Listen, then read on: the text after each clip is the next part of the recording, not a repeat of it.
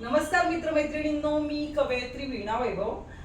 समस्त महिला वर्गांसाठी आज गोड आठवण आणि माझ्या कवितेचं शीर्षक आहे माहेराची साठवण. पिंगा घालून जणू वारा उन्हाडलाय, पिंगा घालून जणू वारा उन्हाडलाय, माहेरच्या गंधाने मनी गंधाळलाय. माहेरची साठवण शांत निवांत क्षण, तेथेच जणू रमलय रेंगाळ तवती भोवती मन. बहिणींच्या गप्पा मैत्रिणींचे किस्से, बहिणींच्या गप्पा मैत्रिणींचे किस्से, रात्रीची जागरण बडबडीचे हिस्से. नुसते नुसते लाड, नुसते नुसते लाड, लोण घेत झोपेवर स्वार. आयता आला चहा अन दिनक्रमाचा चक्काचूर झाला पहा. बहिणीची माया आईच्या डोळी सरिता, बहिणीची माया अन आईच्या डोळी सरिता. माहेर सोडवेल का हो कितीही सुख मिळता.